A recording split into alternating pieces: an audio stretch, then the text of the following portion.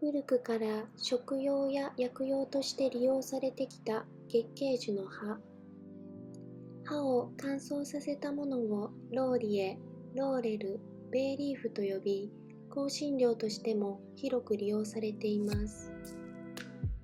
ギリシャ神話では勝利と栄光のシンボルとされ、月桂樹の枝で作られた冠が勝者へ贈られていました。月桂樹の葉は消化吸収を助けてくれるので、胃の調子が良くなったり、肝臓や腎臓の働きが良くなる効果があります。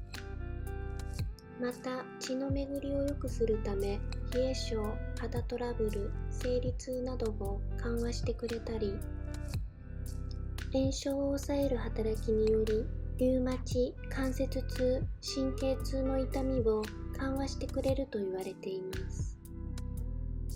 今回はそんな月桂樹の葉で月桂樹酒を作ってみました。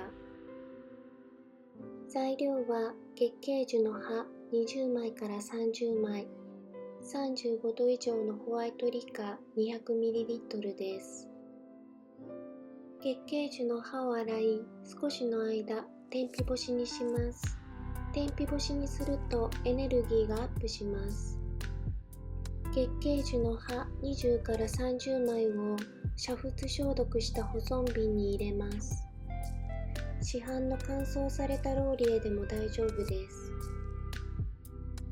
35度以上のホワイトリカ 200ml を注ぎます。蓋をして冷暗所で保存します。3ヶ月くらいで飲むことができますが、長い間置くと熟成され上質なお酒になります。アルコール度数が高いので、少量を水などで割って飲んだり、食前酒などでお楽しみください。私は隠し味になるので、煮込み料理の料理酒としてよく使っています。